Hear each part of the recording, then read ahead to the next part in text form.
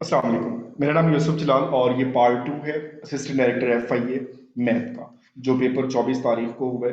तो पार्ट 1 अगर आप देखना चाहें उसका लिंक डिस्क्रिप्शन में गिवन है। तो पहले 58 से 60 तक जो क्वेश्चन है वो उसमें सॉल्व किए गए हैं, और इसमें हम 61 से 68 तक जो 8 सवाल बाकी बचते हैं उनको सॉल्व करेंगे। इसको स्टार्ट करने से पहले एक शॉर्ट सी अनाउंसमेंट है।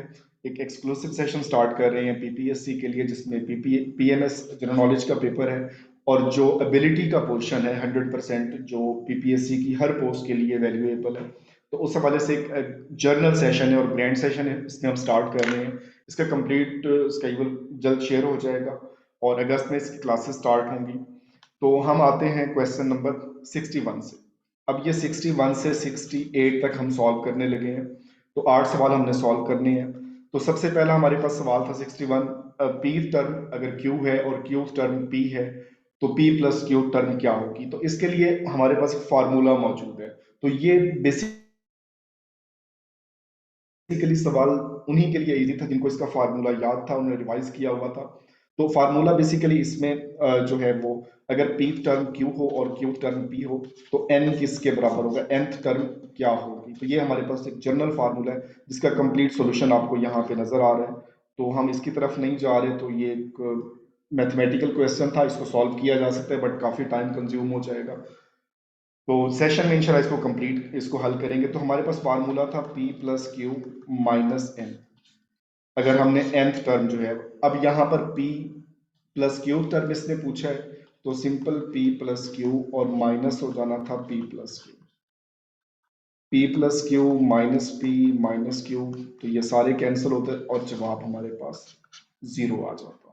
तो ये एक प्योर मैथमेटिकल क्वेश्चन आप इसको कह लें, जिसमें कोई हमारे पास ट्रिक्स नहीं थे कि हम इस पर कोई अंदाजे लगाते। नेक्स्ट क्वेश्चन भी इसी से रिलेटेड था, जिसमें दो टर्म्स हमें दी गई हैं AP की, और उनका जो है वो सम उसने पूछा है कि इसका सम क्या होगा। इसके सम के लिए हमारे पास फार्मूला है n/2 a प्लस आई, और ये फर्स्ट टर्म है और ये लास्ट टर्म है। तो इसके लिए हमारे पास n/2, फर्स्ट टर्म हमें गिवन थी 1/n plus n square minus n plus 1/n। तो सिंपल हमने इसका LCM लेना था, और 1 plus n square minus n plus 1। तो ये हमारे पास जो है वो फाइनल इसकी जो शेप आती, तो n/2 is equal to n square minus n, और ये दोनों जमा हो जाते +2 डिवाइडेड बाय n। अब n से n को कैंसिल किया जा सकता था, और फाइनल इसका जो हमारे पास फॉर्मेट था डिवाइडेड बाय 2, सी ऑप्शन। तो ये हमारा जवाब था इसमें। नेक्स्ट हमारे पास था एक्सप्रेस 1.14 एज परसेंट ऑफ 1.9। इसको हम दो तरीकों से हल कर सकते थे। फर्स्ट मेथड को हम देखते हैं यहाँ पे। फर्स्ट तो जो गिवन था कि x% of y is equal to z, ये हमारे पास फार्मूला है जेनेरिक। तो परसेंटेज ही हमने फाइंड करनी है 1.9 की, क्या होगी अगर 1.14। तो इसके लिए हमारे पास था x% is equal to 1.14 divided by 1.9 multiplied by 100 और साथ परसेंटेज। जब हम इसको डिवाइड करेंगे तो 0.6 मल्टीप्लाइड बाय 100। तो जैसे हम इसको मल्टीप्लाई करेंगे तो 60%, ये हमारा आंसर था। इसको वेरीफाई करना चाहते या हम रिवर्सल मेथड की तरफ जाते, तो हम इसी रकम को कंसीडर करते 60% ऑफ 1.9। हम पहले ऑप्शन से चेक करना शुरू करते हैं। तो 60 डिवाइडेड बाय 100 मल्टीप्लाइड बाय 1.9, चाहे इसका आप डेसिमल खत्म कर लेते बटा 10, और ये 100, ये जीरो क्रॉस हो जाती और 114 तकसीम 100 तो 1.14। तो रिवर्सल में भी पहले मेथड पे ही इसने सॉल्व हो जाना था। तो इसको दोनों तरीकों से किया जा सकता था। नेक्स्ट क्वेश्चन जो है वो एक मिक्सचर था परसेंटेज और एवरेज का। इसमें ऐसा कोई इसमें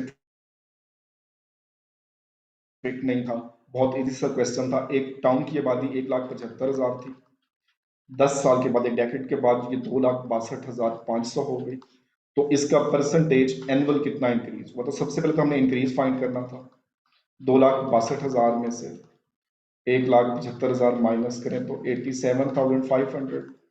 ये था। अब हमने सिंपल 87,000 की परसेंटेज फाइंड करनी थी कि वो कितने परसेंट इंक्रीज हुआ है। तो वैसे तो देखने से अंदाजा हो रहा था कि ये हाफ है, but x percent of 1,75,000 is equal to 85,500। तो जैसे हम इसको डिवाइड करते हैं ओवर 175 मल्टीप्लाइड बाय 100 और साथ परसेंटेज आ जाती, दो जीरो यहाँ से कट कर ले और एक यहाँ पे, तो दिस वन, इसको आप 25 से डिवाइड करते, जैसे इसमें डिवाइड करते तो यहाँ पर इसका 5 आंसर आता, और 5 multiplied by 10% is equal to 50%। सबसे पहले तो हमारा ये अंदाजा हो गया कि 10 सालों में 50% बढ़ी है। अब हम आते हैं जो दूसरा पार्ट था, जो बेसिकली इसने हमसे पूछा था, average is equal to summation x over n. तो सम हमें गिवन है 50 है परसेंट, और टोटल एन जो साल है वो 10 है, तो 5% इजाफा हो गया। अगर आप इसको वेरीफाई करना चाहते तो वेरीफाई भी कर सकते थे, तो सवाल जब हल कर लिया, अगर टाइम हो तो डेफिनेटली इसको वेरीफाई किया करें। अब इसमें 1,75,000 का 5% अगर हम निकालें तो ये हमारे पास आएगा, दो जीरो से दो जीरो कटेंगे, 1750 ज़रब 5, 87 और 50, ये हमारे पास आ जाता। और इसको मल्टीप्लाई करते हैं हम 10 से, तो ये 10 साल में इजाफा है। अब इसको इसमें प्लस करें तो 2,62,500 ही हमारे पास आंसर आएगा। नेक्स्ट क्वेश्चन हमारे पास है, ए की सैलरी 50% ज्यादा है बी से, बी की सैलरी ए से कितने परसेंट कम है। अब हम यहाँ पे सपोज करते हैं कि बी की सैलरी 100 रुपये थी, तो ए की सैलरी 50% ज्यादा मतलब 150 है, 50 रुपये वो इससे ज्यादा ले रहे हैं। अब जब इसकी परसेंटेज हमने फाइंड करनी है, तो सिंपल हमारे पास x% of 150 is equal to 50, तो 50 ओवर 150 मल्टीप्लाइड बाय 100 और साथ परसेंटेज, तो ये तो इजीली इसमें सॉल्व होने वाला था, डिवाइडेड बाय 100। तो अगर हम 100 तकसीम 3% करते तो 33 इंटू 1/3%, ये हमारा आंसर था। नेक्स्ट हमारे पास था 5% ऑफ RS 100। तो RS सिंपल कंफ्यूज करने के लिए था, 5% ऑफ 5% ऑफ 100। यहाँ पर ऑफ का मतलब मल्टीप्लीकेशन है, परसेंटेज को भी खत्म कर दें, डिवाइडेड बाय 100, परसेंटेज भी खत्म हो गई, और साथ हमारे पास ये आ गया, तो 25/100, तो इसको डिवाइड करते तो 1/4, और जैसे तकसीम करेंगे तो 0.25 हमारे पास आंसर था। या आप डायरेक्ट इसको और तरीके से करते कि 100 का 5%, तो वैसे ही बहुत ईजी है लेना कि 5% 5 ही होगा, तो 5%, 5 का 5 ज़रब 5/100, 25/100, तो वही 1/4, और आगे सॉल्व हो जाता। नेक्स्ट हमारे पास था 20% ऑफ एन इलेक्ट्रिसिटी बिल जो है वो डिडक्टेड, देन 100% स्टिल उसने पे करना है, तो कितना उसका ओरिजिनल बिल था। इसको फाइंड करने के दो तरीके थे। इसको हम डिटेल में डिस्कस हमने किया था क्लासेस में, कि 20% उसको जो है वो छोड़ दिया गया, इट मीन उसने 80% पे किया है, मतलब x 80% of y is equal to 100, उसने ये पे कर दिया, तो 80/100 y इक्वल टू 100, तो 100 डिवाइडेड बाय 80 मल्टीप्लाइड बाय 100। तो यहाँ से ये इजीली सॉल्व हो सकता था कि आप 4 पे इसको डिवाइड कर लें, ये 2 और ये 25 आ जाएगा, और ये 5, तो फाइनल हमारे पास इसका जो आंसर बना 125। इस तरह से कर सकते थे, या फिर इसका दूसरा फार्मूला था 100/100 माइनस लॉस और सोल्ड प्राइस, तो 100/100 माइनस 20, और ये 100, तो 100/80 मल्टीप्लाइड बाय 100। अगेन हम इसी स्टेप पे पहुंच चुके हैं, आगे इसको सॉल्व कर सकते हैं। इन सबको करने के बाद अगर इसको वेरीफाई करना चाहते हो तो इसको आप वेरीफाई कर सकते थे कि चलो हमें लग रहा है कि इसका 125 जवाब है, तो अब हम वही सवाल वाली कंडीशन लगा के देख लेते हैं कि 20% ऑफ 125 ये किसके बराबर है, कि 20% उसे रियायत की गई है, तो क्या ये बनती है। तो डिवाइड करें 5 और यहाँ पे आएगा 4, और उसके बाद जब हम इसको डिवाइड करेंगे